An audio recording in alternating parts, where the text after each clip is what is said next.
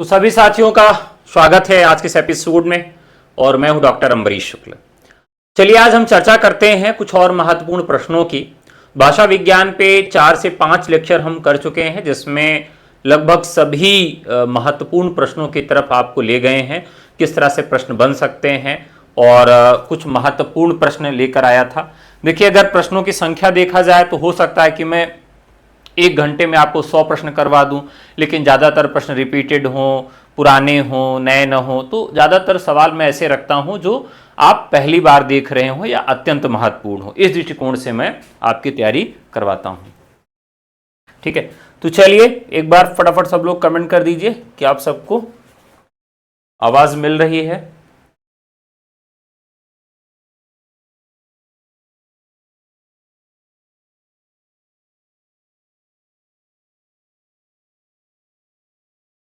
चलिए, तो आज का जो सबसे पहला सवाल है वो आपके स्क्रीन पे दिखाई दे रहा है। कमेंट करके बता दीजिए, दिखाई दे रहा है?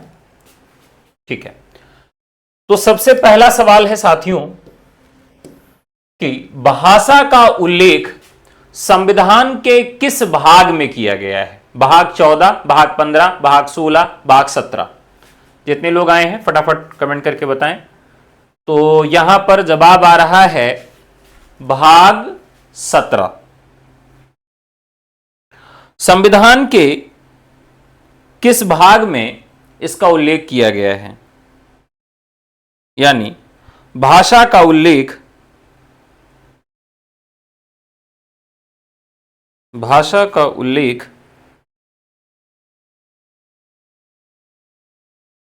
तो 14 आवर से जब तक चलेगा तभी पढ़ेंगे। चलिए, तो यहां पर भाषा का उल्लेख संविधान के किस भाग में किया गया है? तो राइट आंसर हो जाएगा भाग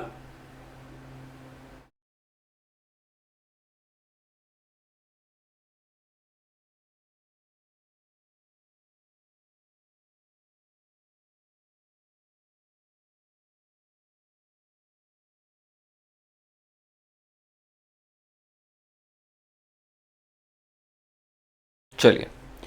तो आप जानते हैं कि यह भाग 17 में किया गया है, 17 में किया गया है। और इसकी संख्या अगर देखें कि इसकी संख्या क्या है तो ये 343 से 351 यह आपकी अनुच्छेद संख्या है और यह भाग 17 में वर्णित है। किस भाग में है? वर्णित किया गया है। इसमें भाषा से जुड़े जो प्रावधान हैं और ये है, और इसी में अगर बात करें 8वीं अनुसूची की तो इसमें जितनी भी आधिकारिक भाषाएं हैं उसको यहां पर हम आधिकारिक अधिसूची में यानी 8वीं अनुसूची में रखते हैं। ठीक है, अगला सवाल।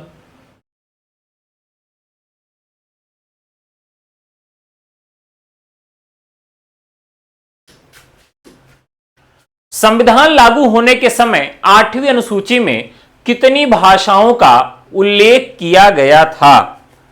कितनी भाषाओं का उल्लेख किया गया था? यह काफी महत्वपूर्ण सवाल है और इसमें आपको याद भी रखना पड़ेगा कि जो बाद में भाषाएं जुड़ी हैं वह किस किस संविधान संशोधन से जुड़ी हैं। तो यहां यह भी सवाल पूछा जाएगा कि ये जो बाद में भाषाएं जुड़ी हैं वह किस किस संविधान संशोधन से जुड़ी हैं। तो यहां जो हमारा पहला संविधान संशोधन हुआ भाषाओं को लेकर वह 21वां संविधान संशोधन हुआ। यानी शुरुआत में जो भाषाओं की संख्या थी वो 14 थी। 21वां संशोधन 1967 में होता है। ठीक है, कब होता है? 1967 में किया जाता है। और 1967 में किसको जोड़ा जाता है? तो सिंधी भाषा को जोड़ा जाता है। किस भाषा को जोड़ा जाता है? सिंधी भाषा को जोड़ा जाता है। तब इसकी संख्या कितनी पहुंच जाती है? 15 पहुंच जाती है। फिर इसके बाद संशोधन होता है और 71वां संविधान संशोधन होता है। तो 71 नंबर का कब होता है? 1991 में होता है या 1992 होता है? तो यह 1992 में होता है भाषा से संबंधित दूसरा संविधान संशोधन, और ये संशोधन संख्या भी पूछा जा सकता है। तो 71वां संविधान संशोधन है जिसमें कुछ और भाषाएं जोड़ी गई, कोंकणी, नेपाली और मणिपुरी। कोंकणी, मणिपुरी और नेपाली को इसमें जोड़ दिया गया। अब एक चीज याद रखना है कि कोंकणी भाषा हमारे लिए क्यों महत्वपूर्ण है, क्योंकि जो कोंकण है, कोंकण कहां है? कोंकण हमारा पड़ता है गोवा में, ठीक है। तो गोवा वाला जो क्षेत्र है, कुछ महाराष्ट्र का भी क्षेत्र है, वहां पर यह कोंकणी बोली जाती है, तो इसको भी इसमें जोड़ लिया गया। अब इसके बाद फिर एक और संविधान संशोधन हुआ, 92वां संविधान संशोधन 2003 में। 2003 में इसमें बोडो, डोगरी, मैथिली और संथाली को इसमें क्या किया गया? जोड़ दिया गया।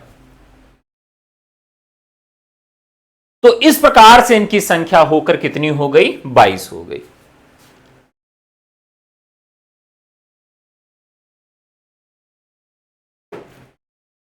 अब एक बार इसको याद करने की ट्रिक देख लेते हैं, कैसे याद रहेगा।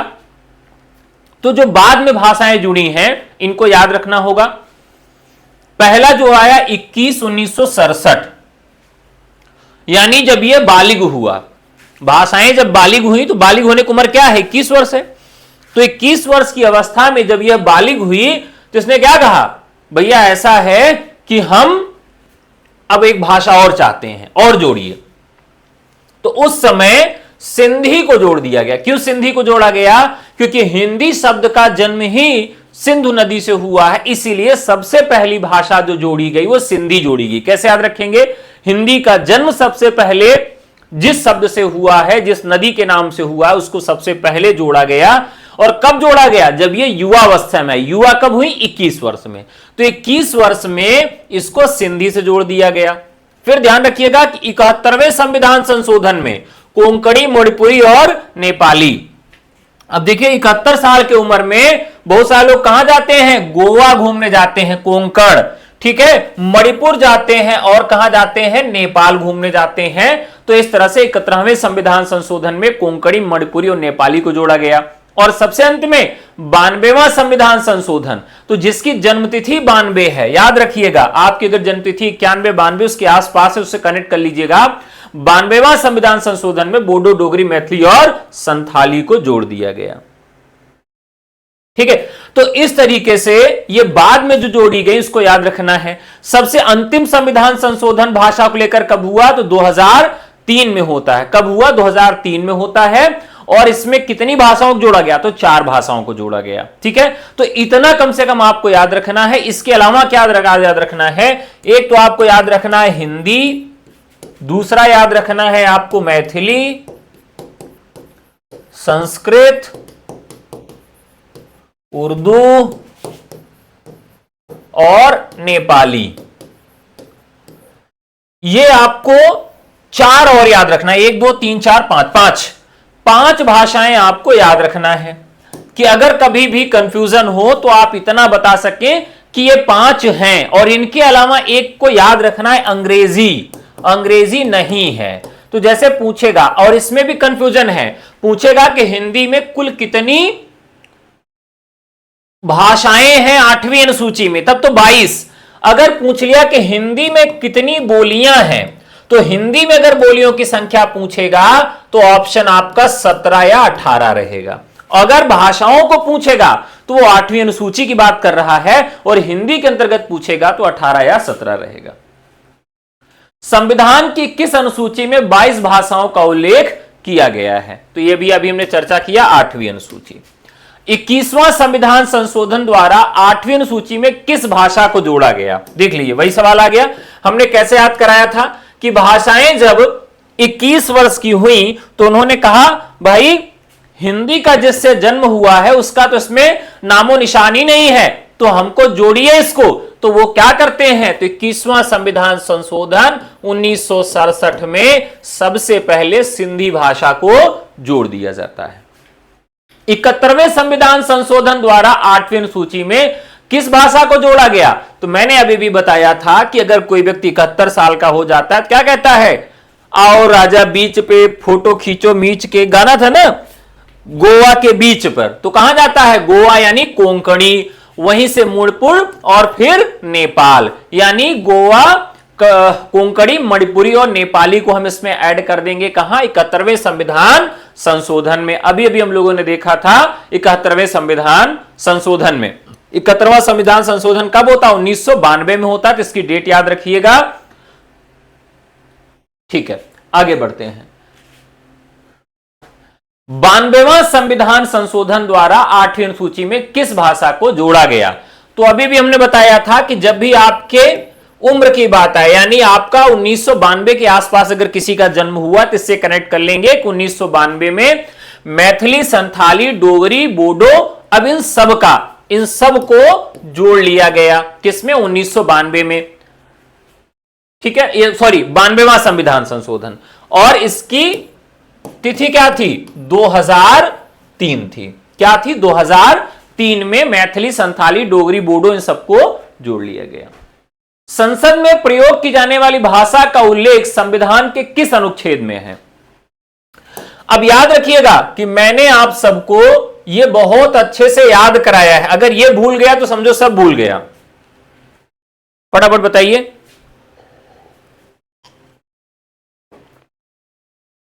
अब इसमें मैंने आपको बताया था कि हमारा संसद बड़ा होता है, तो जो बड़ा होता है वो पहले आता है, यानी 120 जो है वो पहले आएगा, और जो छोटा होता है वो बाद में आता है, यानी इसी से बना हुआ एक हो जाएगा 210। तो 120 याद रखना है और 210 याद रखना है, तो सारी समस्या का समाधान आपके हो जाएगा। अब हमारा 120 किससे संबंधित है, हमारा 120 किससे संबंधित है, तो इसमें संविधान का भाग भी पूछा जाएगा। ठीक है, तो 120 किससे, संसद में प्रयोग की जाने वाली भाषा का उल्लेख है।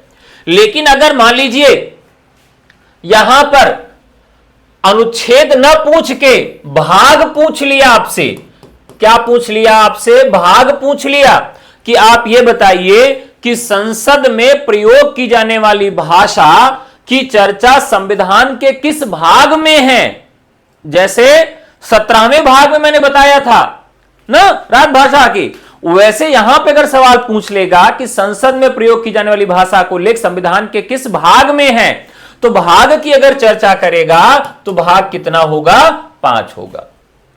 ठीक है, अब इसके बाद इसी का अगला भाग क्या हो जाएगा, यानी 120 को ही हम क्या बना देंगे, 210 बना देंगे, और 210 के भाग कौन सा हो जाएगा, भाग 6 हो जाएगा। यानी यह विधान मंडलों की भाषा हो गई, किसकी हो गई, विधान मंडलों की भाषा की चर्चा संविधान के किस भाग में हुई है, तो भाग 6 होगा, और अनुच्छेद अगर आपसे पूछेगा तो 210 होगा।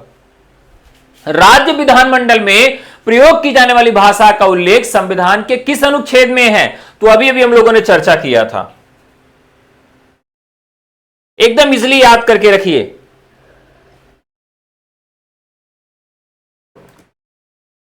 यहां राइट आंसर हो जाएगा, राज्य विधानमंडल में प्रयोग की जाने वाली भाषा का उल्लेख संविधान के किस अनुच्छेद में है, तो यह 210 में है, और भाग अगर आपसे पूछे तो उसी के आगे वाला भाग, यानी कि भाग 6 में।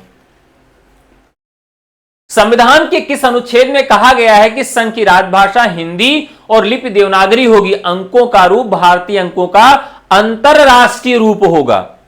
यह भी कई बार पूछा गया सवाल है, तो यह आसान सा सवाल है, तो इसमें भी अगर वो और पूछे डीप जाके तो 343 का एक हो सकता है यहां पर, अगर यहां पर सारे ऑप्शन 343 होते, यानी 343 2, 343 ख और 343 ग, अगर इस तरह का ऑप्शन होता तब यहां हम क्या कहते, 343 के 1 में इसका वर्णन किया गया है। और ध्यान रखना है कि भारतीय अंकों का अंतरराष्ट्रीय रूप होगा, यानी हम अगर कहीं भी, अब आप देखिए गाड़ियों के नंबर प्लेट पे, अभी हम लोगों ने राजभाषा के लिए हिंदी दिवस मनाया, तो हिंदी दिवस हमने मनाया तो उसमें एक बात बड़ी प्रमुखता से आती है कि हमारी देश की राजभाषा हिंदी है, लेकिन हम अपने गाड़ियों के प्लेट पर नंबर नहीं डाल सकते। अगर हम यहां ऐसे लिख दें यूपी 72, अब ये वैसे 62 दिखेगा, 79 37, अगर इस तरह से अपने मोटरसाइकिल की गाड़ी पे हम लिख दें तो क्या हो जाएगा, हमारा चालान हो जाएगा। 4 व्हीलर में अगर लिख दें तो चालान हो जाएगा। लेकिन इसके लिए क्या बनाया गया कि हम भारत के निवासी हैं तो अंकों के अंतरराष्ट्रीय रूप का प्रयोग कर सकते हैं, हम यह अंक प्रयोग में नहीं ला सकते हैं।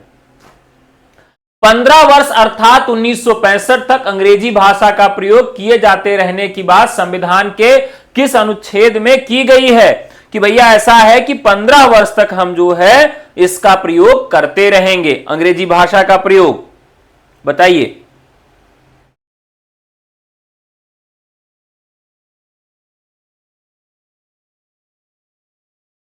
अब भारत आजाद कब हुआ, तो हो सकता है कि यहां पर एक सवाल और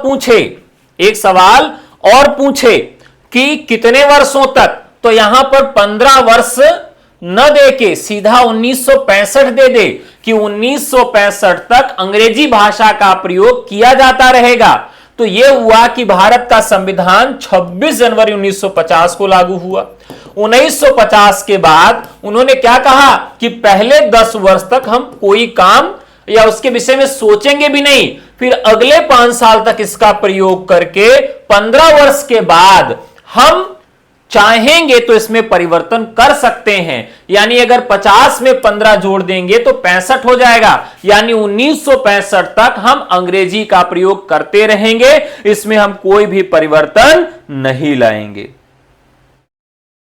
फिर क्या करेगा, संसद भी द्वारा अंग्रेजी भाषा या अंकों के देवनागरी रूप के से प्रयोजनों के लिए प्रयोग किया जा सकेगा जैसा विनिर्दिष्ट होगा। यानी अगर इसके बाद संसद चाहे तो नियम बनाकर इसमें परिवर्तन कर सकता है। तो उन्होंने क्या कहा कि अभी 1950 की बात है, चलो ठीक है भैया 65 तक हम कर लेंगे। और ये कहां कहा गया, 343 में इस बात को कहा गया है।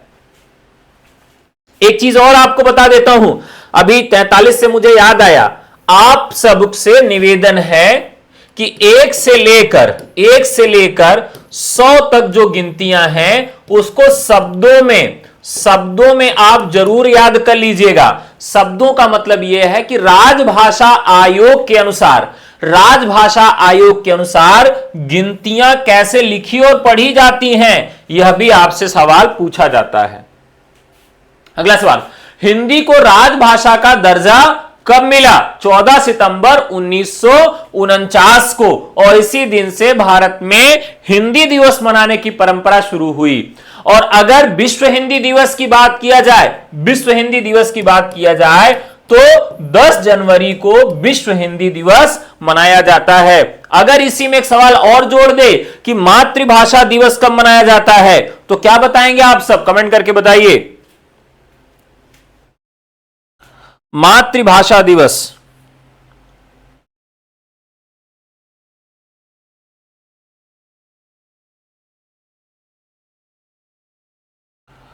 चलिए तो मातृभाषा दिवस की बात करें तो ये उसी के अगले महीने में मनाया जाता है, यानी 10 जनवरी को यह मनाया जाता है और वह 21 फरवरी को मनाया जाता है। ठीक है, तो 10 जनवरी और ये 21 फरवरी क्या है, मातृभाषा दिवस। तो इस दिवस में क्या करते हैं कि सबकी अपनी अपनी मातृभाषा हो सकती है। मेरी अवधी मातृभाषा है, आपकी भोजपुरी हो सकती है, हो सकता है किसी की ब्रज हो, किसी की भोजपुरी मातृभाषा हो। तो सबकी अपनी मातृभाषा हो सकती है, ठीक है। तो मातृभाषा दिवस कब मनाया जाता है? तो 21 फरवरी को मनाया जाता है। संविधान के किस अनुच्छेद में उल्लेख है कि संविधान के प्रारंभ से 5 वर्ष की समाप्ति पर राष्ट्रपति द्वारा राजभाषा के संबंध में एक आयोग का गठन किया जाएगा? यानी राजभाषा आयोग का गठन किया जाएगा। बताइए। राजभाषा आयोग के गठन से संबंधित बहुत महत्वपूर्ण सवाल बनता है। चलिए फटाफट जवाब दीजिए। तो 11th का सी लोग कह रहे हैं। 12 का बताओ भाई, 12वीं का 340 तो होगा ही नहीं, 339 तो होगा ही नहीं, 343 या 344 में ही एक होगा। फटाफट बताएं। तो संविधान के किस अनुच्छेद में उल्लेख है कि संविधान के प्रारंभ से 5 वर्ष की समाप्ति पर राष्ट्रपति राजभाषा के संबंध में एक आयोग गठित करेगा? ठीक है, यानी एक आयोग की गठित की बात की गई है। अब यहां पर एक और क्रिटिकल मामला है, एक और बहुत तकनीकी मामला है। क्या तकनीकी मामला है? तो इसमें यह कहा गया कि भैया जो राष्ट्रपति है वो क्या करेगा? 5 वर्ष बाद पहला राजभाषा आयोग गठित करेगा, यानी प्रथम।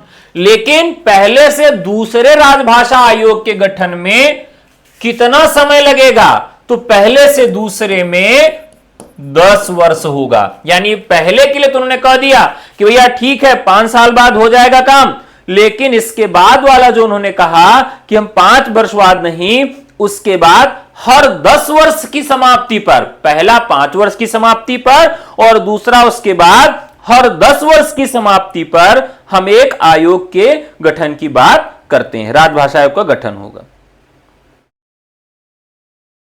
ठीक है। अब इसमें कहा गया कि उच्चतम और उच्च न्यायालय की भाषा पर चर्चा की जाएगी, प्रशासनिक भाषा पर चर्चा की जाएगी, जिस पर अंतिम निर्णय लेकर संसद द्वारा नियम बनाकर और वह फिर परिवर्तित किया जा सकेगा। उसके पहले कोई परिवर्तन आप सीधे तौर पे नहीं कर पाएंगे। अगला, एक राज्य और दूसरे राज्य के बीच होने वाले पत्र व्यवहार का उल्लेख संविधान के किस अनुच्छेद में है? एक राज्य और दूसरे राज्य के बीच होने वाले पत्र व्यवहार का उल्लेख संविधान के किस अनुच्छेद में है? यह भी सवाल बहुत अच्छा है, बताएं।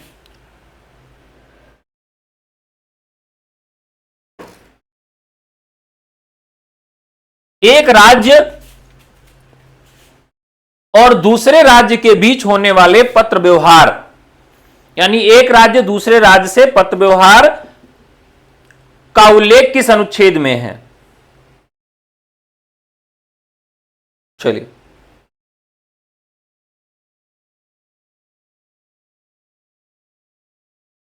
देखते हैं क्या लोग जवाब दे रहे हैं।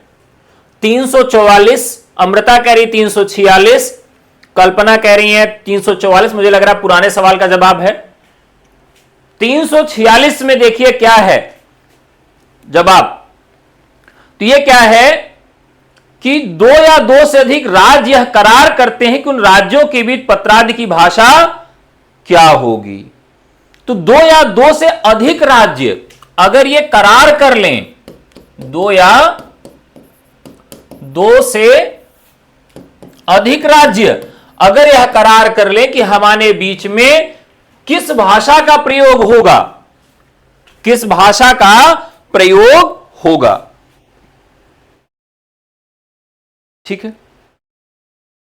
इसके अलावा संघ की जो भाषा है और एक राज्य से दूसरे राज्य और संघ से राज्यों के बीच में पत्रादि क्या होगा, इसका पूरा विवरण 346 में दिया गया है। यानी संघ की भाषा क्या होगी, संघ मतलब केंद्र, केंद्र अगर राज्य को पत्र लिखेगा तो भाषा क्या होगी, एक राज्य दूसरे राज्य को अगर पत्र लिखता है तो उसकी भाषा क्या होगी, इसका संपूर्ण विवरण जो है वो 346 में दिया गया है।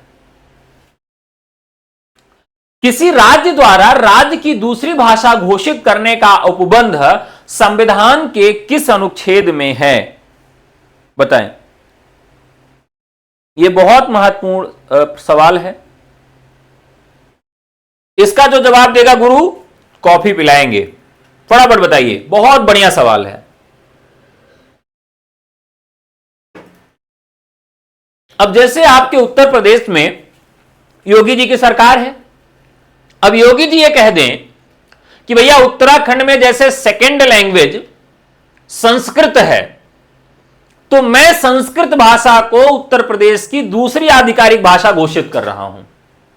तो क्या योगी आदित्यनाथ जी उत्तर प्रदेश की सेकेंड लैंग्वेज संस्कृत घोषित कर सकते हैं या उनके अधिकार क्षेत्र में है? बताइए। अगर योगी आदित्यनाथ जी चाहें कि भैया आप संस्कृत को हम राजभाषा घोषित करते हैं सेकेंड लैंग्वेज, तो क्या उनके अधिकार क्षेत्र में है? वो कर सकते हैं। तो मैंने पढ़ाते समय एक आपको ट्रिक बताया था। क्या बताया था? ये ट्रिक था। क्या था? ये ट्रिक था। याद आ गया? ये क्या है? बंदूक है। कौन सी बंदूक है? तो ये है 47। AK-47 होता है ना, यानी 347, 347। तो 347 में किसी राज्य की पर्याप्त जनसंख्या, किसी राज्य की पर्याप्त जनसंख्या अगर कह दे कि भैया ऐसा है कि मैं अब सेकेंड लैंग्वेज बदलना चाहता हूं या मेरी सेकेंड लैंग्वेज ये हो, तब जाके हो सकता है। यानी 47 कान पर रखते बंदूक से कि भैया बदलो, हम सब चाहते हैं। ऐसे याद कराया था मैंने, ठीक है? याद रखिएगा। बंदूक मेरी खराब बनी हो तो क्षमा करिएगा, ठीक है? तो यहां पर 347 याद रखिएगा, मोस्ट इंपॉर्टेंट है, पूछा जाएगा। अगला, उच्च न्यायालय और उच्चतम न्यायालय की भाषा का उपबंध संविधान के किस अनुच्छेद में है? उच्च न्यायालय और उच्चतम न्यायालय की भाषा का उपबंध संविधान के किस अनुच्छेद में है?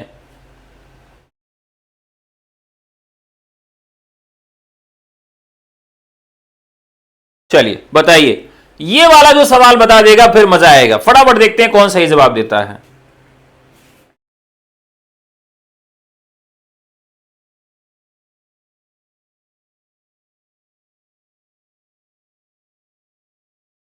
चलिए,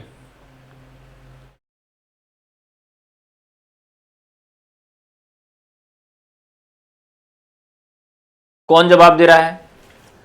हां गुरु, एकदम सही। 348। क्या? 348। 348 कैसे याद रहेगा? तो इसका हो जाएगा उच्च न्यायालय और उच्चतम न्यायालय। अब अगर हम सारे अनुच्छेद लिख लें तो 343, 344, 345, 346, 347, 348, 349, 350, 351, ठीक है? अब इसमें हम देखें तो एक ऐसी संख्या है जिसमें हमको क्या मिल रहा है? 4 और 8 मिल रहा है साथ साथ, ठीक है? 4 और 8, ठीक है? यानी क्या है? वह संख्या उसके बगल वाले की दोगुनी है। अच्छे समझिएगा, जीवन में कभी नहीं भूलेगा। 4 और 8 दिया है। तो देखिए, अगर हम उच्च न्यायालय लिखें और क्या लिखें? उच्चतम न्यायालय लिखें, तो उच्च न्यायालय का दोगुना होता है। क्या होता है? 2 गुना होता है उच्चतम न्यायालय। यानी यहां पर 4 आएगा, यहां पर 8 आएगा। और बाकी एक चीज तो आप जानते ही हैं कि 3 तो चलेगा ही, क्योंकि 343 से ही तो शुरू हुआ है। तो बस ऐसे याद रखना है कि उच्च न्यायालय, सर्वोच्च न्यायालय, उच्चतम न्यायालय, तो उच्च का हायर, यानी उसका डबल, किसी संख्या में डबल नहीं हो रहा, 4 3 4 4 4 5 4 6 4 7 4 8, केवल इसमें ही डबल हो रहा है, यानी उच्चतम न्यायालय और उच्च न्यायालय। अब याद रहेगा हमेशा, इसमें कहा गया कि जब तक संसद उपबंध नहीं करेगी, जब तक संसद इस पे कोई अलग से नियम नहीं बनाएगी, तब तक उच्च न्यायालय और उच्चतम न्यायालय की भाषा क्या होगी, अंग्रेजी ही रहेगी। और यही संविधान का एक ऐसा अनुच्छेद था जो हमारे लिए गले की हड्डी बना हुआ है। इसी वजह से अंग्रेजी हमारे देश से नहीं जा पा रही है और भारत की अन्य भाषाएं भी इसमें समाहित नहीं हो पा रही हैं। 347 याद कर दिया ना, 47 से याद हो गया। उच्च न्यायालय उच्चतम न्यायालय, 4 दूना 8, 2 गुना होता है उच्च से उच्चतम। बताइए मजा आया ट्रिक में, याद रहेगा कि नहीं याद रहेगा, फटाफट कमेंट करके बताइए। तो 348 में यह बात कही गई कि भैया हम कभी भी जो भी काम करेंगे, चाहे विधेयक हो, संशोधन हो, अधिनियम हो, अध्यादेश हो, यह सब भी हमारा जो प्राधिकृत पाठ केवल अंग्रेजी में होगा।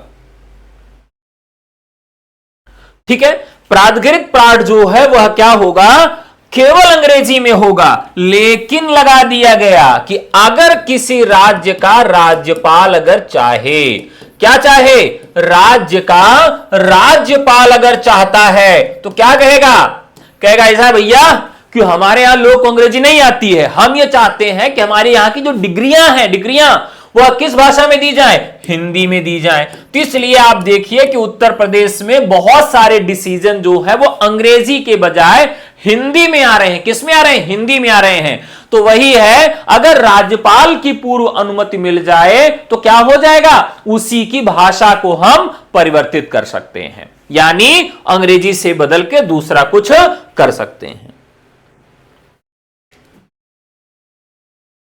ठीक है, चलिए, राजभाषा संबंधी कोई भी विधेयक राष्ट्रपति की पूर्व मंजूरी के बिना पेश नहीं किया जा सकता और राष्ट्रपति भी आयोग की सिफारिशों पर विचार करने के बाद ही मंजूरी दे सकेगा। संविधान के किस अनुच्छेद में इस बात का उल्लेख है, यह भी बहुत महत्वपूर्ण है, बताएं।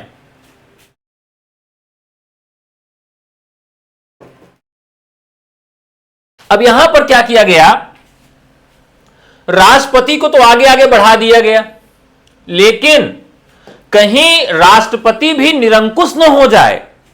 कैसे, अब मान लीजिए तमिलनाडु का राष्ट्रपति हो जाए और वो कह दे कि भाई मैं तमिल भाषा को लागू कर दूंगा, या फिर कोई भोजपुरी वाला हो जाए, वो कह दे कि मैं भोजपुरी को राजभाषा घोषित कर रहा हूं, या कोई डोगरी कहा जाए, वो कह दे मैं डोगरी में काम करवाऊंगा। तो राष्ट्रपति निरंकुश न हो जाए, इसके लिए क्या किया गया कि राजभाषा संबंधी कोई विधेयक राष्ट्रपति के पूर्व मंजूरी के बिना नहीं आएगा।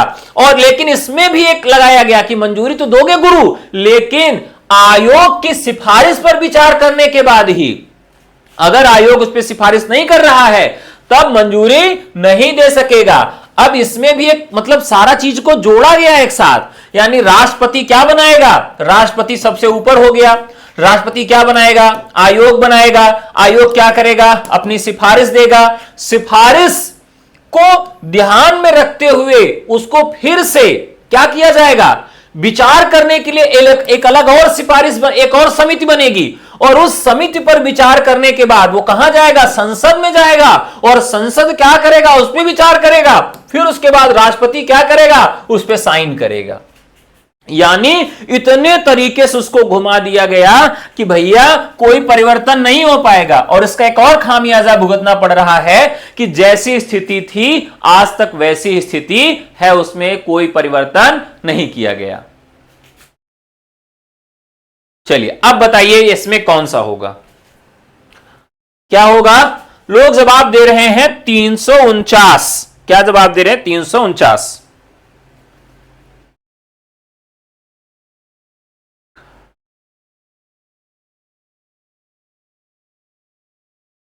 तो ये बात कितने साल तक के लिए लागू की गई थी, तो ये बात लागू की गई कि भैया तुम लोग चाहे जौन सी भाषा का प्रयोग करो, यानी अंग्रेजी का प्रयोग करते रहो, हमको कोई दिक्कत नहीं ना। नैना शब्द कहां जान लोग? इलाहाबाद में। इलाहाबाद लोग कहता है नए बाबा तुमको नए समझ में आवत, हमें तुम का जनबो। तो नए का शब्द आता है तो घबराइएगा मत, क्योंकि इलाहाबादी टोन कभी कभी आ जाती है हमारे जुबान पे। तो यहां पर क्या है, वो कहा कि नए नए बाबा 15 साल तक तुम कुछ न कर पाओ, मतलब 15 साल तक एज इट इज ही रहेगा। 15 साल के बाद यदि कुछ परिवर्तन करना चाहते हो तो यह पूरी प्रक्रिया आपको लागू करनी पड़ेगी, ठीक है। यानी 349 349 में कहा गया कि हम भैया इसमें परिवर्तन अगर आप चाहें तो कर सकते हैं, लेकिन यह पूरी प्रक्रिया आपको निभानी पड़ेगी। कितने साल के बाद? 15 साल के बाद ही आप यह काम कर सकते हैं। किसमें कहा गया?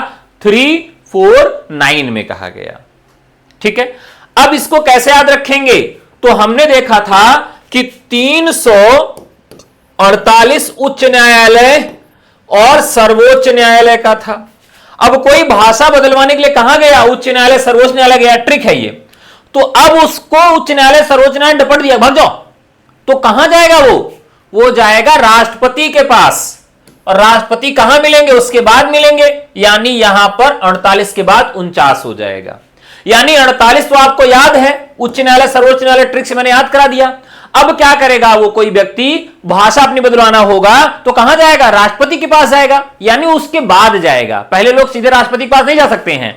जैसे आपको मृत्युदंड दे दिया गया, तो मृत्युदंड ना हो भगवान कभी किसी को, तो मृत्युदंड दे दिया गया, किसने दिया? सुप्रीम कोर्ट ने। तो आप कहां आएंगे? राष्ट्रपति के पास आएंगे, यानी उसके बाद आएंगे। तो हमेशा याद रखना है कि उच्च न्यायालय सर्वोच्च न्यायालयों की भाषा के बाद जो अनुच्छेद आता है, यानी 349, उसमें राष्ट्रपति वाली बात आएगी, यानी 349 में आएगी, ठीक है, याद रहेगा। अगला, भाषाई अल्पसंख्यक वर्गों के लिए प्राथमिक स्तर पर मातृभाषा में शिक्षा की सुविधाएं उपलब्ध कराई जाएं, इस बात का उल्लेख संविधान के किस अनुच्छेद में है? यह बहुत ही महत्वपूर्ण सवाल है, अत्यंत महत्वपूर्ण।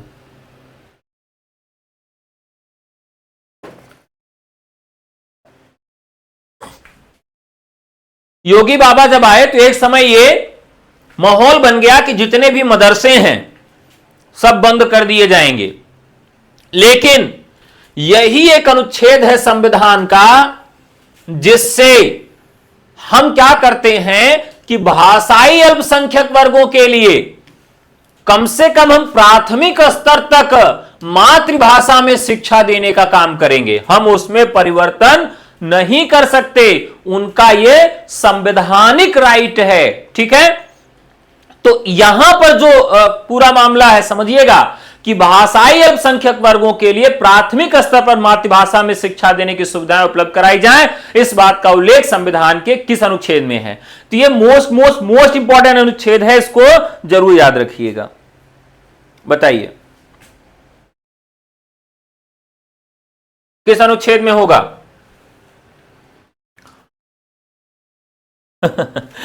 देखिए, अब यह भाषाई आधार पर मातृभाषा में शिक्षा का जो उपबंध है, अगर यहां पर भी 350 का 1, 2, 3 और 4 दे दे, तब क्या होगा? 350 1, 2, 3, 4 दे दे तो राइट आंसर होगा 350 का 2, ठीक है। क्या होगा? 350 का 2। इसमें क्या कहा गया कि भाषाई अल्पसंख्यक जो हैं उनको 5 साल तक उनकी मातृभाषा में शिक्षा दी जाए। कोई उड़िया है, तमिल है, तेलुगु है, कन्नड़ है, मलयालम है, उर्दू है, अरबी है, फारसी है, डोंगरी है। इसीलिए अगर आप देखिए जब भर्ती आती तो उसमें सभी भाषाओं के अध्यापक रखे जाते हैं। यह मजबूरी है गवर्नमेंट की, रखना ही पड़ेगा। तो 350 का जो 2 है, इसमें क्या कहा गया कि भैया आपको रखना पड़ेगा भाषाई अल्पसंख्यकों के लिए, ठीक है। अब एक चीज और ध्यान रख लीजिए, 343 से 351 तक, 343 43 से 343 होना होता है, 43 नहीं होता है, मैं गलत बार बार उच्चारण करता हूं। 343 से 350। अब 343 से 350 तक अगर बात आएगी तो एक चीज ध्यान रखना है, कैसे याद रखेंगे? तो 350 में हम इसको याद कैसे करेंगे? हां ठीक है,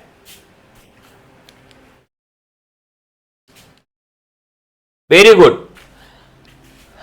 तो आप सब, हां, तो यहां पर राइट आंसर क्या होगा? 350 का एक में यह बात कही गई है। किसमें कही गई है? 350 के एक में यह बात कही गई है। ठीक है, देखिए जो हमारे यहां स्टूडेंट एडमिशन लिए हैं, जो एडमिशन लिए हैं उनको 10 मॉडल पेपर टीजीटी का और 10 मॉडल पेपर पीजीटी का दिया जाएगा, और बाकी कुछ रिवीजन करवा दिया गया है, कुछ और हम करवा देंगे, ये है। इसके अलावा एक बैच नया शुरू किया गया है जिसमें हम चैप्टर वाइज प्रैक्टिस करवाएंगे, रिकॉर्डेड क्लासेस रहेंगी, डाउट्स भी आपका क्लियर करवाएंगे, और उस बैच का नाम रखा गया है अभ्यास बैच। बैच का नाम क्या रखा गया है? अभ्यास बैच रखा गया है। चलिए अब ध्यान दीजिए, 350 कैसे याद रखेंगे, 50 कैसे याद रखेंगे साथियों? तो अल्पसंख्यक, यहां ध्यान रखिएगा अल्पसंख्यक, और यहां क्या लिखा है? 0 लिखा है। अब सबसे अल्प माने छोटा, कम, सबसे छोटी संख्या किसमें आ रही है?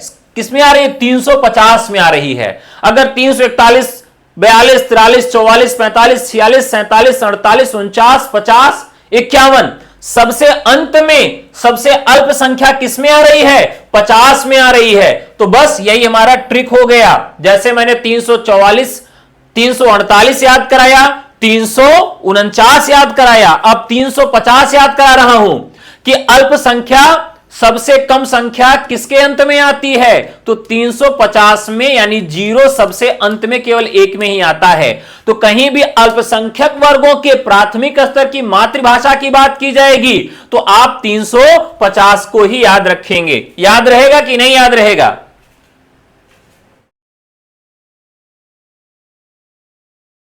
चलिए अगला सवाल, अगला सवाल है भाषाई अल्पसंख्यक वर्गों के लिए विशेष अधिकारी की नियुक्ति राष्ट्रपति के द्वारा की जाएगी। इस बात का उल्लेख संविधान के किस अनुच्छेद में है? फटाफट बताइए।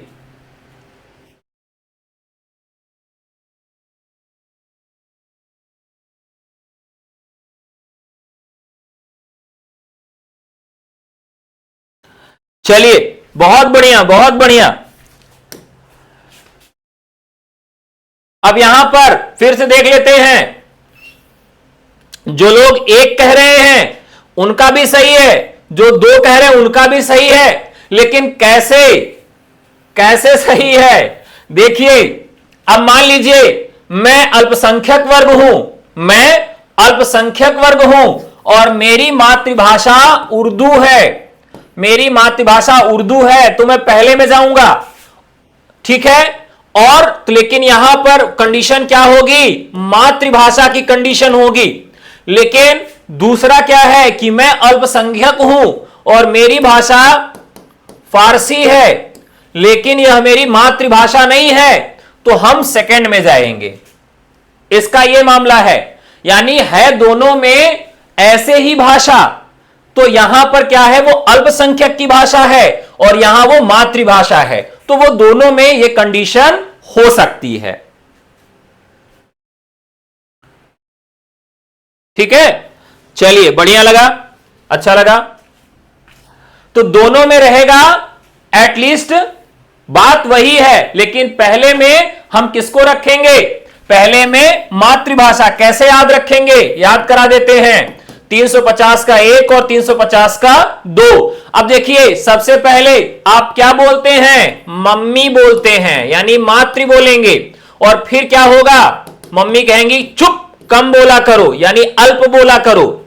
अब इसमें भी मातृ और अल्प, यानी मम्मी आपको जब सिखाना शुरू करती हैं तो आपको 0 का ज्ञान होता है, यानी आपको भाषा का ज्ञान नहीं होता है। और अल्प मतलब भी क्या होता है, सबसे छोटी संख्या है। और मम्मी भी जब आपको सिखाती है तब आपको जीरो भाषा आती है, यानी जिस भी अनुच्छेद के अंत में जीरो आ रहा है वही वाला हमारा सही होगा। और इन दोनों में भी अगर आपको क्रम याद करना हो तो क्रम कैसे याद रखेंगे, पहले मम्मी आती है और फिर बाद में वो कहेंगे चुप अल्प बोला करो। अगला, भाषाई अल्पसंख्यक वर्गों के लिए विशेष अधिकारी की नियुक्ति राष्ट्रपति द्वारा की जाएगी। इस बात का उल्लेख संविधान के किस अनुच्छेद में है, बताइए।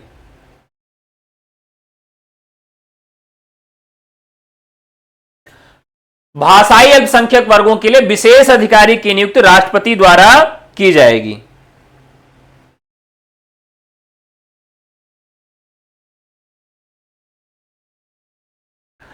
अब ये किसमें आएगा, अब बात इसमें किसकी आ रही है, इसमें भी बात आ रही है भाषाई अल्पसंख्यकों की। यानी एकदम हमको पहले से ही क्लियर है, अल्पसंख्यक, अल्प का मतलब जीरो, क्योंकि सबसे अल्प संख्या जीरो है जो हमारे अनुच्छेद है सबसे अंत में, यानी 350 तो होगा ही। यानी सबसे पहले वाले में क्या आ जाएगी, मम्मी आ जाएंगी, मातृभाषा। दूसरे में कौन आएंगी, चुप रहो कम बोलो, यानी अल्पसंख्यकों की भाषा। और अल्पसंख्यकों के बाद तीसरा क्या होगा, तो तीसरा ये होगा कि भैया इनको पढ़ाने के लिए ट्यूशन लगा दो, यानी विशेष अधिकारी की नियुक्ति कर दो। ठीक है, तो मम्मी आएंगी, पहले में आपको खुद पढ़ाएंगी मातृभाषा, दूसरे में कहेंगी चुप रहो ज्यादा मत बोलो, फिर वो हार जाएंगी कि मैं तुमको नहीं पढ़ा पाऊंगी, तो क्या करेंगी, विशेष अधिकारी की नियुक्ति करेंगी तीसरे चरण में। कोई कंफ्यूजन नहीं है। भाषा विषयक उपबंध किसमें किया गया है, भाषा विषयक उपबंध किसमें किया गया है,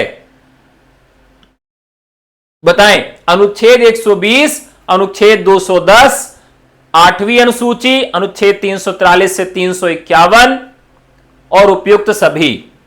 तो सब में जो है वह भाषा से संबंधित बात की गई है। सन 1955 में प्रथम राजभाषा आयोग का गठन किसकी अध्यक्षता में किया गया। यहां से एक सवाल और पूछा जाता है, अध्यक्षता तो आपको याद है, लेकिन इनका कई बार पूरा नाम पूछ लिया जाता है कि इनका पूरा नाम क्या था।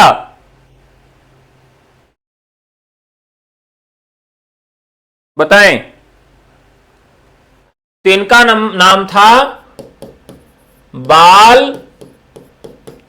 गंगाधर खेर।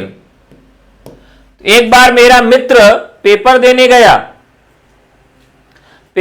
गया और उसका शॉर्ट फॉर्म का फुल फॉर्म करने के लिए आया था कि बीजी खेर का पूरा नाम क्या है, और वो लगा के क्या चलाया, बाल गंगाधर, उसमें था बाल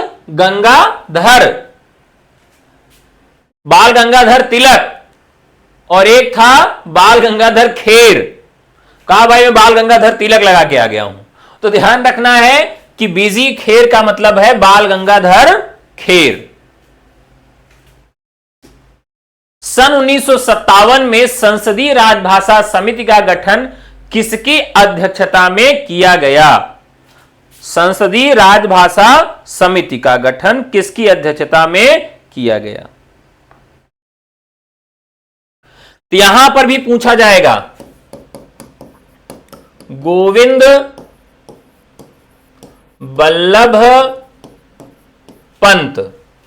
अब यहां भी पूछा जाएगा कि गोविंद बल्लभ पंत ने जो जिसकी अध्यक्षता की उसमें कितने सदस्य थे, कितने सदस्य थे।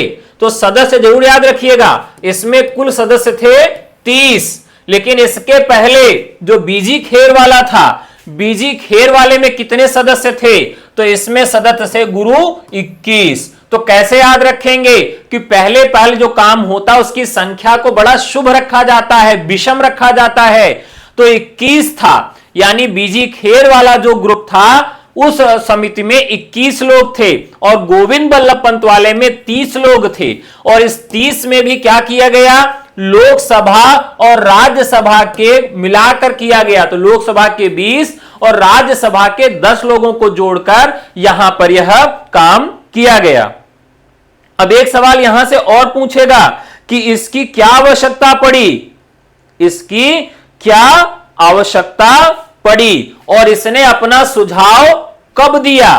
तो ये भाई साहब ने जो पूरा काम किया था, उस काम की निगरानी करने के लिए, उसकी जांच पड़ताल करने के लिए किसमें से कितना सही और कितना लागू किया जा सकता है, इस बात की जांच पड़ताल के लिए गोविंद बल्लभ पंत और 30 लोगों ने मिलकर काम किया। और इन लोगों ने क्या किया भैया, 2 साल लगा दिए। यानी 1957 में तो आया ही था ये, 1959 में इन्होंने अपना पूरा प्रत्यावेदन सौंपा और इन्होंने निष्कर्ष क्या निकाला कि हाँ भैया जरूरत है ना, विनोद के स्टाइल में, हाँ भैया जरूरत है, 2 ठो तो आयोग बनवा ही दीजिए।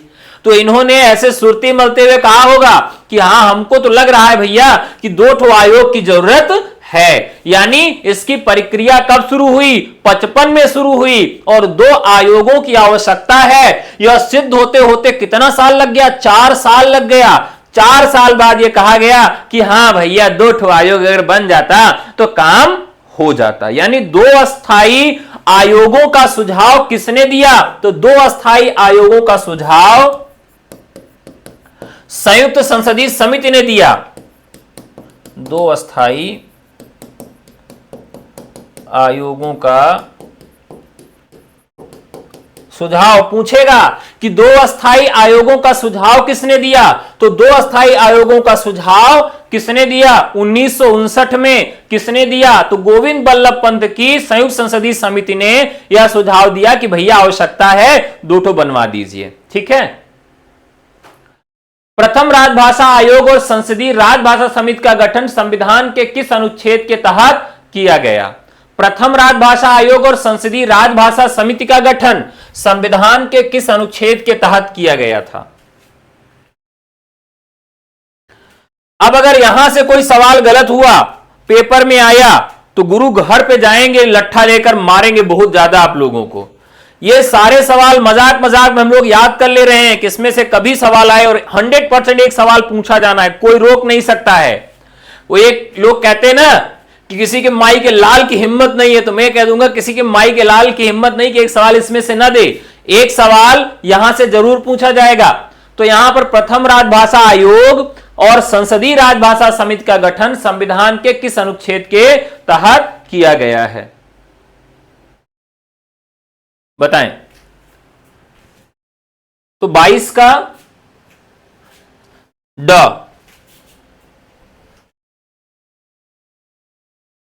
चलिए, यानी 344 के तहत कैसे याद रखेंगे। राजभाषा आयोग का गठन 344, राजभाषा आयोग का गठन 344।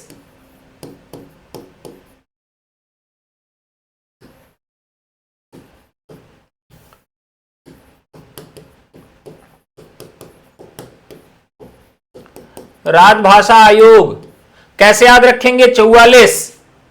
अब देखिए एक सवाल, एक शब्द आपने सुना होगा, घिघी बंध जाना, घिघी बंध जाना। और पहले क्या होता था, जब हम लोग कैसेट देखते थे, डीवीडी सीडी, तो क्या होता था, तो मान लीजिए बहुत रोमांटिक सीन आया ना, और घर वालों के सामने बैठ के पिक्चर देख रहे हैं, तो बड़ी समस्या होती थी। क्या होती थी कि अगर उसी समय पता लगा ये होने लगा, तो रिमोट से भगा रहे हैं और उसी में क्या हो गई, सीडी फंस गई। अब सब एकदम एक दूसरे का मुंह देखते हैं, टीवी देखकर, टीवी देखना छोड़ के एक दूसरे का मुंह देखने लगते हैं। तो बस वहीं से स्ट्रिक को हम अपनाएंगे। तो दरअसल क्या मामला हुआ कि पूछा गया किसके विषय में, राजभाषा आयोग के विषय में। तो क्या हुआ, वो बोलने लगे 344, यानी कि बाकी कोई ऐसा नहीं है जिसमें 2 बार 4 आए, यानी इसी में सीडी उनकी फंस गई। तो ध्यान रखना है, राजभाषा की बात थी और आयोग की गठन की बात थी ना। तो वही जैसे कहें कि का करें भैया, हाँ सरकारी काम ऐसे है। तो वही बात है कि जब इनसे पूछा गया भैया कि राजभाषा आयोग गठन हुआ कि नहीं हुआ, तो कहें कि 344 में तो करवाना था, यानी घिघी बन गई। तो 344, 45, 46, 47, 48, 49, 50, 51, तो एक में ही क्या है कि 44 आ रहा है। तो ऐसे याद रखना है, ठीक है। 44 में चाचा 2 बार 4 आया है, तो इसमें क्या हो जा रही है, आपकी जुबान लड़खड़ा जा रही है। तो इस तरह से याद रखेंगे तो हमेशा याद रहेगा, ठीक है। किस अनुच्छेद में कहा गया है कि संघ का यह कर्तव्य होगा कि वह हिंदी भाषा का प्रसार बढ़ाए, ठीक है। जब भी कोई काम कहा जाता है, अगर काम नहीं हुआ तो क्या होता है, जबान लड़खड़ा जाती है। तो उनसे पूछा गया, का महाराज राजभाषा आयोग का गठन किए हैं, नहीं किए, मर्दे 44 में कर रहे थे। तो मतलब बस जिसमें घिघी बन जाएगी वो क्या है, 44 है, ठीक है। और बंदूक यानी AK-47 यानी 347 में दूसरी राजभाषा स्टेट की ये हो जाएगा। 48 में क्या चले जाएंगे, 48 में वहां से नहीं बदला तो कहां चले जाएंगे, सीधे राष्ट्रपति के पास चले जाएंगे, ठीक है। याद रहेगा। हाँ भैया एग्जाम हो जाएगा, पढ़ लिख लो, पढ़ लिख लो, जागो जागो। किस अनुच्छेद में कहा गया कि संघ का कर्तव्य होगा कि हिंदी भाषा का प्रसार बढ़ाए। इसको कैसे याद रखेंगे, देखिए हमारे यहां पर जितने भी शुभ काम हैं वो क्या होते हैं, 51 में होते हैं, ठीक है। अब पंडित जी आए तो पंडित जी यहां पर पंडित जी आ गए, ठीक है, और बहुरिया आई, पंडित जी का पैर छुई। तो पंडित जी ने कहा कि जो है बहुत बढ़िया बहुत बढ़िया, बहुत सुंदर पतोहू पाए हो ना। तो ये कह रहे हैं अरे महाराज पतोहू सुंदर है कि नहीं, ये छोड़िए, इसको आशीर्वाद दीजिए, ये इसको 1-2 बच्चे हो, इसका प्रचार मतलब प्रचार नहीं प्रसार हो इनके परिवार का, इनका परिवार बढ़े। तो कहे भैया ऐसे प्रसार नहीं होगा, हम ऐसे आशीर्वाद नहीं देते हैं, कुछ दान दक्षिणा दीजिए। तो पंडित जी को क्या दिया गया, 351 रुपया दिया गया कि लो भैया जाओ। तो इन्होंने क्या दिया, आशीर्वाद दिया कि 351 कितना रुपए पाए, 51 रुपए पाए। अब बढ़िया इनके बहू को आशीर्वाद दिए कि जाओ बहू, मतलब तुम्हारा परिवार का प्रसार हो। तो उनके परिवार में उनका प्रसार होने लगा, यानी 51 से प्रसार याद रखेंगे। और प्रसार के लिए 51, यानी पंडित जी को कितना दिया जाता है, 51 रुपए दिया जाता है, 351। अंग्रेजी के व्यामोह से पिंड छुड़ाना स्वराज्य का अनिवार्य अंग है, यह कथन किसका है।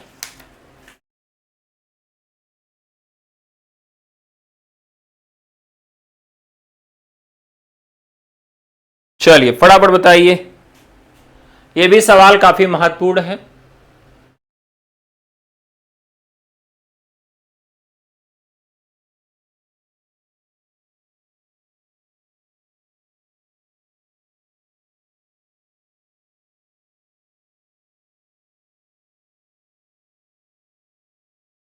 अंग्रेजी के व्यामोह से पिंड छुड़ाना स्वराज्य का अनिवार्य अंग है।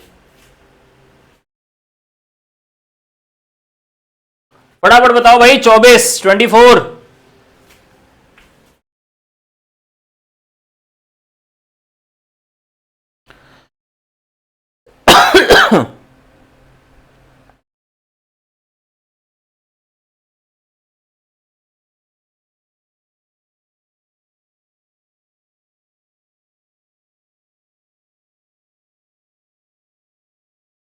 चलिए 24 का ए, ठीक है।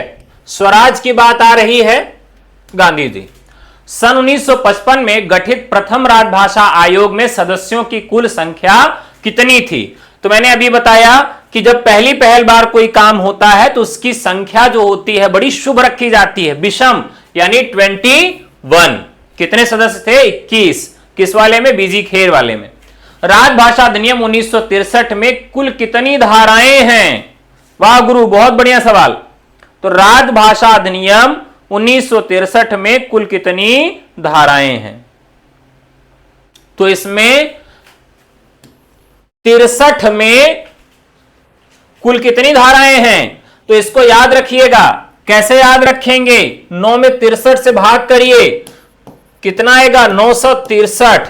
यानी जो 9 से विभाज्य हो जाए, तो यहां पर 10 से विभाज्य नहीं हो रहा है, 11 से नहीं, 12 से नहीं, 9 से कट जा रहा है, यानी ऐसे याद रख लेंगे। तो क्या हो जाएगा? राजभाषा अधिनियम 1963 में कुल कितनी धाराएं हैं? तो इसमें कुल धाराओं की संख्या 9 है। राजभाषा संकल्प कब पारित हुआ? राजभाषा संकल्प कब पारित हुआ? चलिए, राजभाषा संकल्प कब पारित हुआ, कैसे याद रखेंगे? तो इसका डेट है 1968। राजभाषा संकल्प कब पारित हुआ? 1968 में पारित हुआ। राजभाषा संकल्प 1968 में।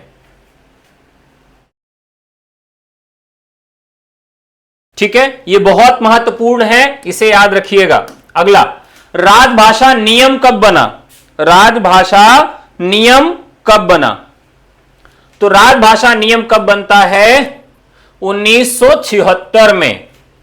कैसे याद रखेंगे? संकल्प, इनका क्रम पूछ सकता है, तो संकल्प 68, नियम 76। ठीक है, नियम कब बना? 76 में बनता है। अगला, किसमें केंद्रीय सरकार के कार्यालयों को 3 वर्गों में बांटा गया है? राजभाषा नियम 1976, राजभाषा संकल्प 1968, राजभाषा अधिनियम 1963 या उपयुक्त सभी? यह सवाल मतलब एकदम पेटेंट है। अगर आप पेपर उठा के देखेंगे तो लगभग 20 बार यह सवाल पूछा जा चुका होगा। कितनी बार यह सवाल पूछा गया होगा? कम से कम 20 बार यह सवाल पूछा गया होगा कि किसमें केंद्रीय सरकार के कार्यालयों को 3 वर्गों में बांटा गया है। तो राजभाषा नियम 1976, राजभाषा संकल्प 1968, राजभाषा अधिनियम 1963, उपयुक्त सभी। तो इसमें क्या याद रखना है? 1976। राजभाषा नियम 1976 में केंद्र सरकार के कार्यालयों को 3 वर्गों में बांटा गया। कौन कौन से वर्ग? का वर्ग, खा वर्ग और गा वर्ग। क, ख और ग। पहला वर्ग कौन सा है? हिंदी भाषी। दूसरा जो है वह हिंदी समझने वाला है, और तीसरा कौन सा है? हिंदी से कोई लेना देना नहीं है। तो 3 वर्गों में इन्हें विभाजित किया गया। देश भर की केंद्रीय सरकार के कार्यालयों को कितने वर्गों में बांटा गया है? तो 3 वर्गों में। वही वाला सवाल है। निम्नलिखित में केंद्रीय सरकार कार्यालयों का अनुपयुक्त विभाजन है। तो का वर्ग है, खा वर्ग है, गा वर्ग है। घा वर्ग का कोई विभाजन नहीं है।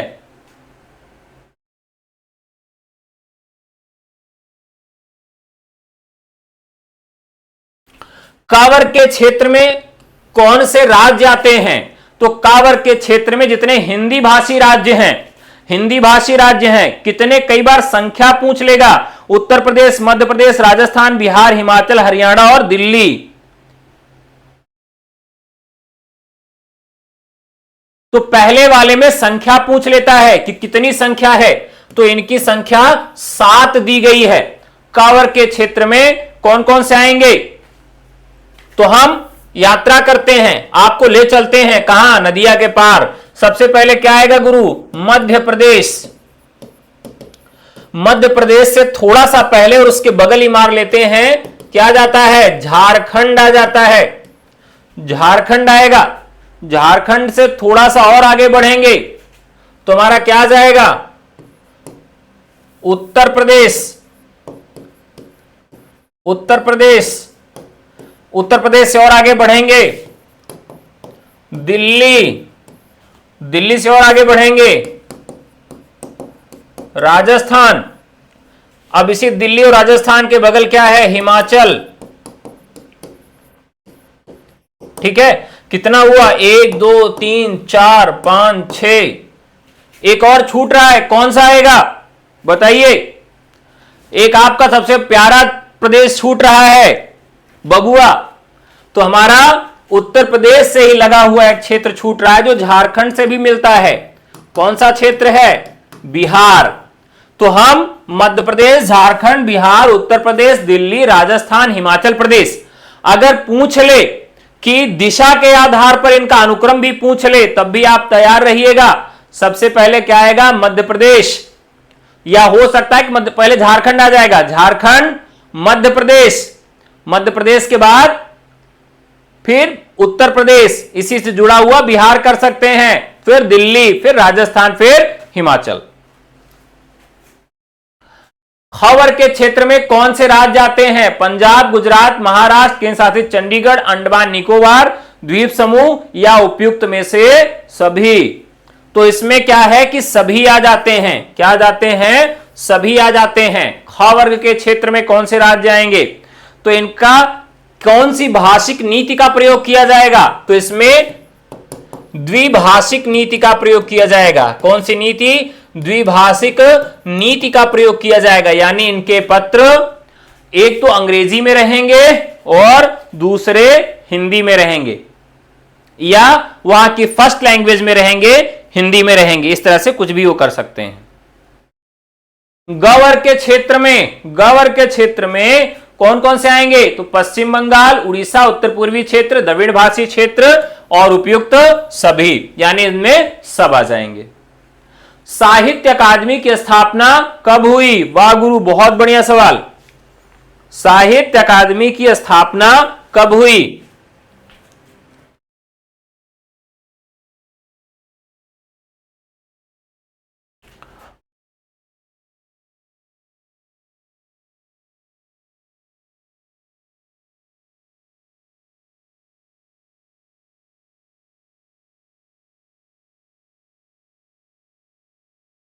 बताएं। तो साहित्य अकादमी की जो स्थापना है 12 मार्च 1954 को होती है। कब होती है? डेट भी याद रखिएगा। साहित्य अकादमी की स्थापना 12 मार्च 1954 को होती है।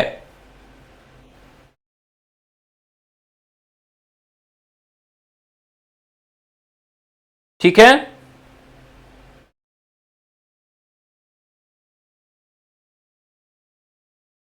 एक बढ़िया सवाल, एक बढ़िया सवाल आप लोगों के लिए छोड़ रहा हूं।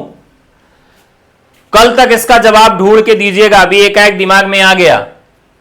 जैसे नागरी प्रचारिणी सभा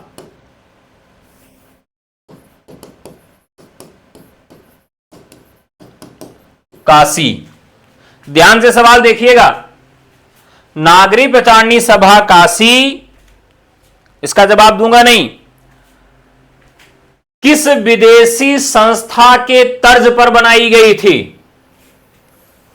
नागरी प्रचारिणी सभा काशी किस विदेशी संस्था के तर्ज पर बनाई गई थी?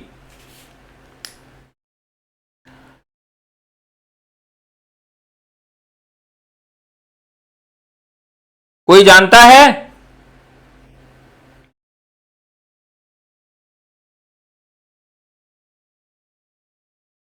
कोई जानता हो तो बताए।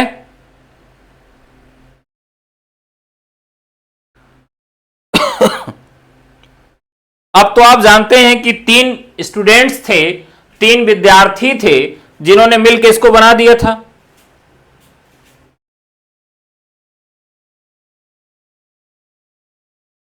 थोड़ा सा हिंट भी दे देता हूं, थोड़ा सा हिंट भी दे देता हूं। एक ब्रिटिश संस्था थी। क्या थी? एक ब्रिटिश संस्था थी। किसकी? भाषा की। और वो किसी विश्वविद्यालय के नाम पे है, किसी विश्वविद्यालय के नाम पर है। यानी उस ब्रिटिश संस्था जो कि भाषा को आधार बनाकर विदेश में है, उसी के तर्ज पर नागरी प्रचारिणी सभा काशी की स्थापना हुई थी।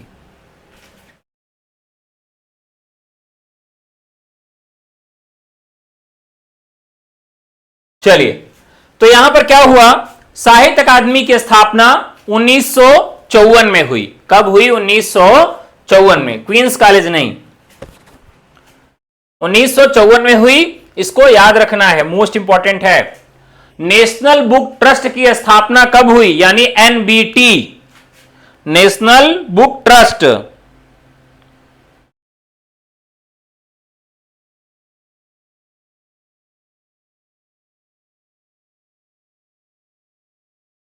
तो एनबीटी की जो स्थापना हुई थी साथियों, वो 1957 में होती है। ये कुछ डेट है, उसको जरूर याद रखिएगा।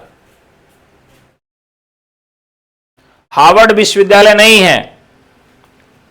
चलिए, तो 1957 में नेशनल बुक ट्रस्ट की स्थापना हुई थी। 1954 में साहित्य अकादमी की स्थापना हुई थी। वैज्ञानिक तथा तकनीकी शब्दावली आयोग की स्थापना कब हुई थी? यह शिक्षा मंत्रालय के अधीन काम करता है। तो दोनों राजभाषा विधायी आयोग और वैज्ञानिक तकनीकी शब्दावली आयोग की स्थापना दोनों एक ही साल में हुई। कब हुई थी? 1961 में। केंद्रीय हिंदी निदेशालय की स्थापना कब हुई? एक सवाल आप इसमें से पक्का समझिएगा।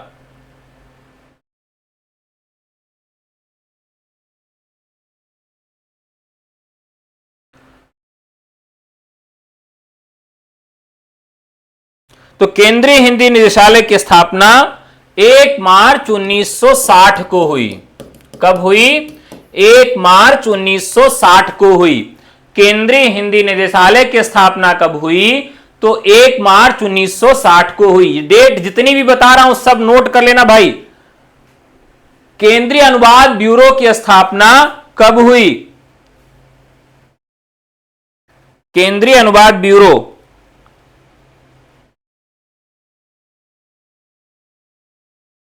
तो केंद्रीय अनुवाद ब्यूरो 1 मार्च 1971, 1 मार्च 1971 को केंद्रीय अनुवाद ब्यूरो की स्थापना होती है। राजभाषा विभाग की स्थापना कब होती है? ध्यान रखिए, राजभाषा विभाग की बात की जा रही है।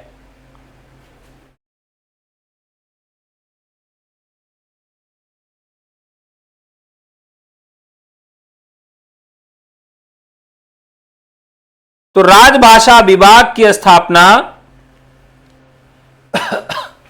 जून 1975 में होती है। राजभाषा विभाग की स्थापना जून 1975 में होती है। राजभाषा विधायी आयोग को कब समाप्त किया गया? राजभाषा विधायी आयोग को समाप्त किया गया। कब किया? तो 1976 में समाप्त किया। केंद्रीय अनुवाद ब्यूरो किस मंत्रालय के अधीन कार्य करता है? केंद्रीय अनुवाद ब्यूरो यह भी कई बार पूछा गया है।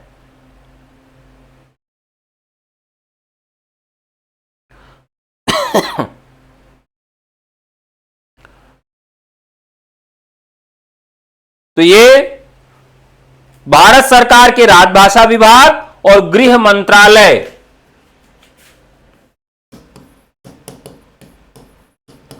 राजभाषा विभाग के और भारत सरकार के गृह मंत्रालय के अधीन कार्य करता है। यह भी बहुत महत्वपूर्ण है, ध्यान रखिएगा इसे, कि अगर केंद्रीय अनुवाद ब्यूरो की बात की जाएगी तो वहां पर शिक्षा मंत्रालय के अधीन तो पगलवा काम करता है वैज्ञानिक एवं तकनीकी शब्दावली आयोग। वैज्ञानिक एवं तकनीकी शब्दावली आयोग। तो वैज्ञानिक एवं तकनीकी शब्दावली आयोग जो है वह शिक्षा मंत्रालय के अधीन कार्य करता है, और गृह मंत्रालय के अधीन कौन काम करता है? राजभाषा विभाग काम करता है, यानी केंद्रीय अनुवाद ब्यूरो से संबंधित है गृह मंत्रालय। और जो विधि मंत्रालय है, विधि मंत्रालय राजभाषा विधायी आयोग, राजभाषा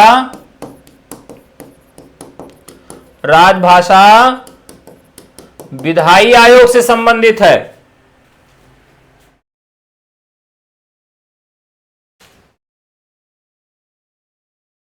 अगला, साहित्य अकादमी किस मंत्रालय के अधीन कार्य करती है?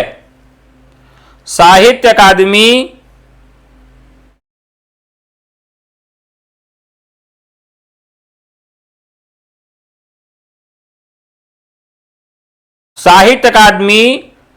किस मंत्रालय के अधीन काम करती है? बताइए, विधि मंत्रालय, गृह मंत्रालय या फिर शिक्षा मंत्रालय?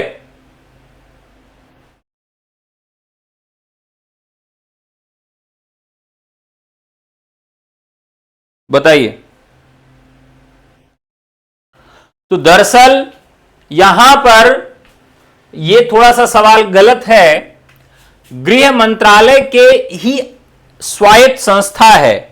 क्या है? संस्कृत मंत्रालय, संस्कृति मंत्रालय। क्या है? संस्कृति मंत्रालय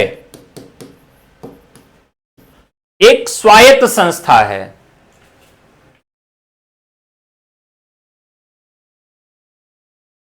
क्या है? यह एक स्वायत्त संस्था है। तो संस्कृति मंत्रालय के अधीन साहित्य अकादमी मंत्रालय का यह काम है। राजभाषा विभाग किस मंत्रालय के अधीन है? राजभाषा विभाग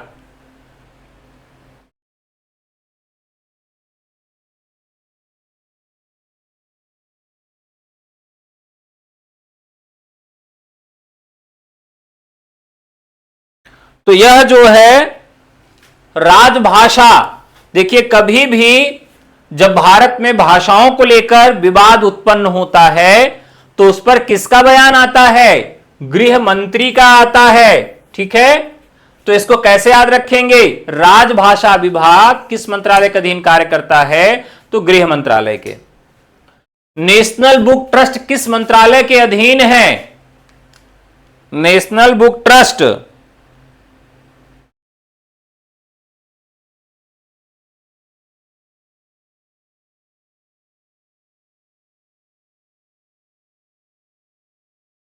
बहुत महत्वपूर्ण है। तो यह पहले भारत सरकार के उच्च शिक्षा विभाग में मानव संसाधन विकास मंत्रालय के द्वारा आता था। किसके द्वारा? मानव संसाधन विकास मंत्रालय के अधीन आता था। और इसका अभी क्या है? तो उसी का नाम बदल के क्या कर दिया गया है? शिक्षा मंत्रालय कर दिया गया है। यानी नेशनल बुक ट्रस्ट किस मंत्रालय के अधीन कार्य करता है? तो यह शिक्षा मंत्रालय के अधीन कार्य करता है।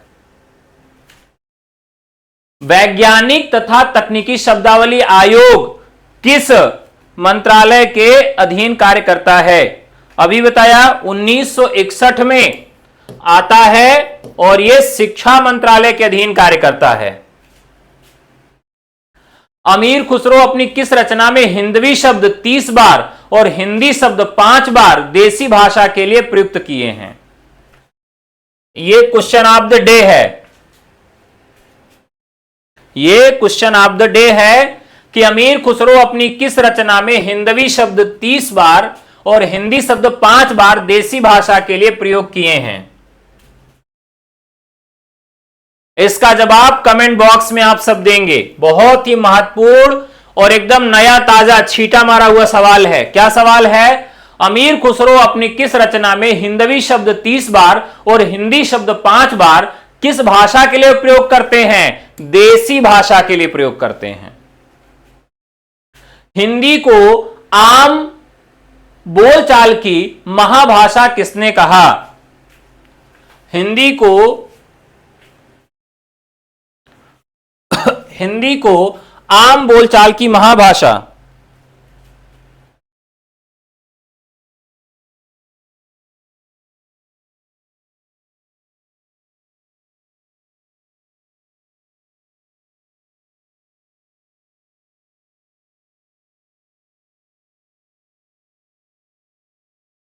बहुत ही महत्वपूर्ण और प्यारा और नया सवाल है।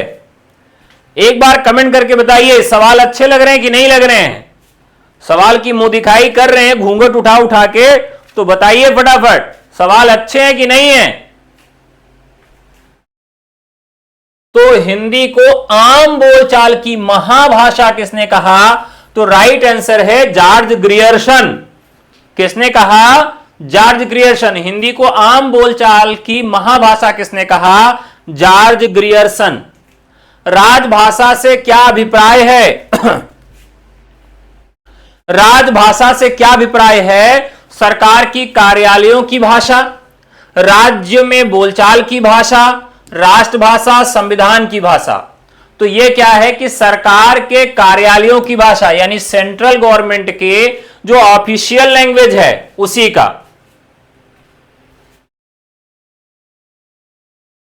तो सरकारी कार्यालयों की जो भाषा है और राजभाषा से इसका अभिप्राय है। अब राजभाषा से संबंधित कोई भी सवाल नहीं छूट रहा है, सारे सवाल मैंने लपेट दिए इसी में। हिंदी को आर्य भाषा कहकर प्रयोग और प्रचार का विषय बनाने वाले कौन थे? हिंदी को आर्य भाषा कहकर प्रयोग और प्रचार का विषय बनाने वाले कौन थे?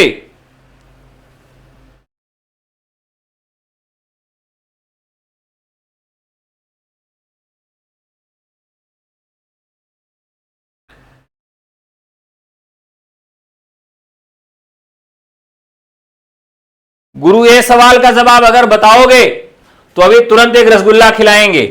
गलत नहीं होना चाहिए, नहीं घर से मंगा लेंगे।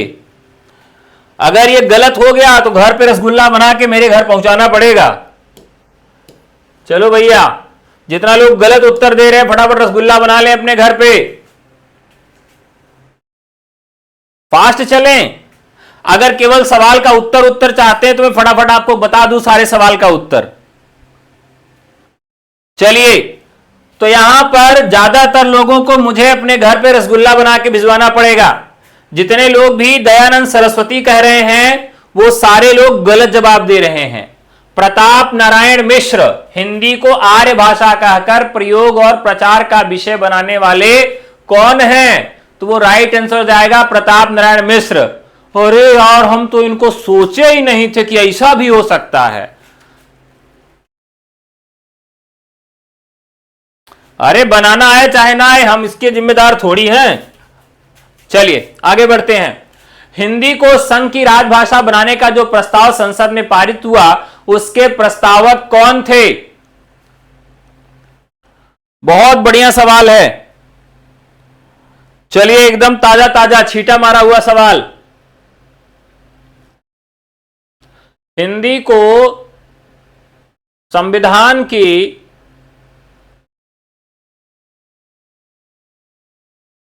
अब एक मजेदार बात कि जो संविधान का प्रस्ताव दिया,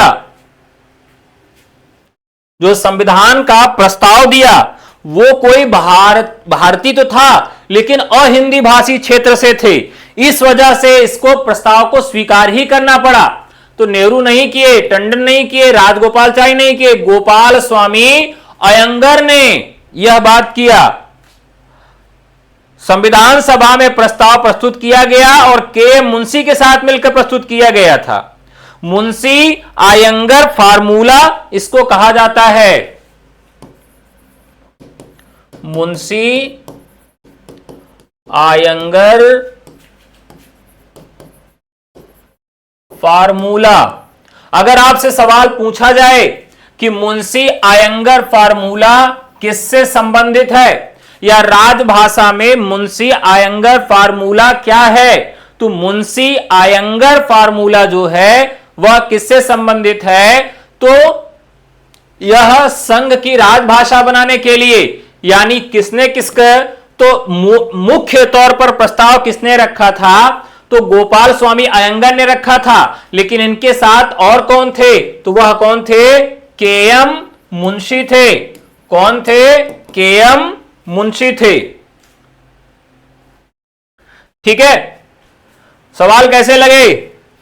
तो चलिए आज का एपिसोड यहीं तक। अगर आप हमारे अभ्यास बैच से जुड़ना चाहते हैं तो इसी तरह के सवाल आपको मिलते रहेंगे। बैच का नाम है अभ्यास। और आपको व्हाट्सएप करना है 9628959237 पर। ठीक है, तो चलिए फिर मिलते हैं जल्दी आप लोगों से।